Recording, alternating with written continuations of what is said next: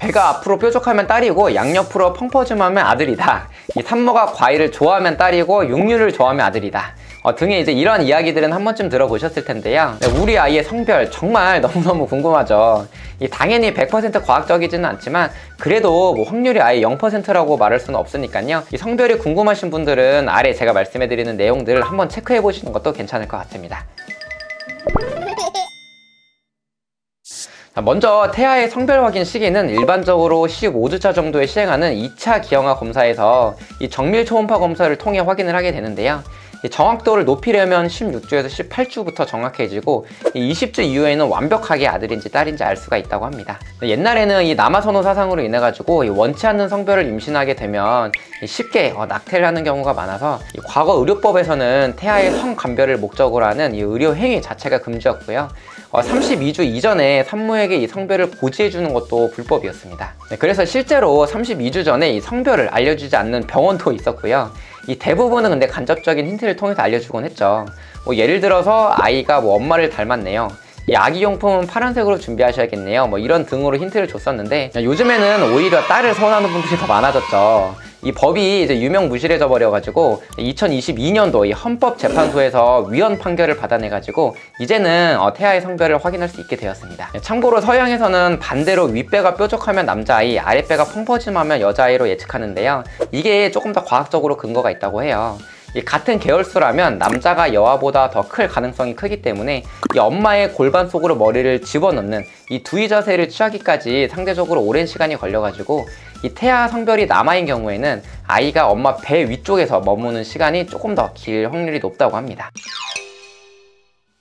다음은 임신선 모양인데요. 이 임신선은 배 중앙에 이 세로를 길게 나타내는 어두운 선을 의미하는데 이 태아의 성장 속도가 빨라지기 시작하는 임신 20주 정도부터 생기기 시작하는데요. 원래는 보이지 않다가 배 중앙의 흰 선이 임신 중 멜라닌 색소의 영향을 받아서 이 흑색 선으로 변하게 되는 건데요. 이 복부 근육이 늘어나면서 선의 두께도 좀 두꺼워지게 됩니다. 이 태아가 아들인 경우에는 임신선 모양이 고르고 쭉 뻗은 모양이고요. 이 태아가 딸인 경우에는 임신선 모양이 고르지 못하다는 얘기가 있고, 이 서양에서는 임신선이 배꼽 아래부터 아래로 뻗어 있으면 여자, 이 갈비뼈 아래부터 끝까지 뻗어 있으면 남자이라고 합니다. 물론 이를 뒷받침하는 과학적 증거는 아직까지는 없다고 합니다. 그 다음에 우리나라에서 가장 일반적으로 알려진 아기 각도법인데요. 임신 초기 아이의 생식기가 명확하게 구분되지 않을 때 이 초음파 사진에서 척추와 생식기의 각도를 측정해 가지고 이 각도가 30도 이상인 경우에는 남자아이일 확률이 높고, 반대로 30도 이하인 경우에는 여아인 가능성이 높다고 볼 수 있을 것 같습니다.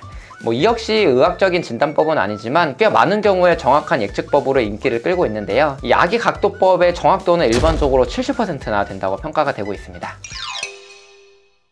자, 그 밖에 이제 기본 상식으로 아가의 자세인 두위와 두뉘에 대해서 한번 말씀을 드려볼까 하는데요. 아기 머리가 아래를 향하고 아기의 등이 엄마 배와 맞닿는 두위 전방 자세가 있는데, 이 분만일이 가까워지게 되면 아가들은 머리를 골반 속으로 집어 넣는데요. 이때 이 아기의 얼굴은 엄마의 등을 향하게 됩니다.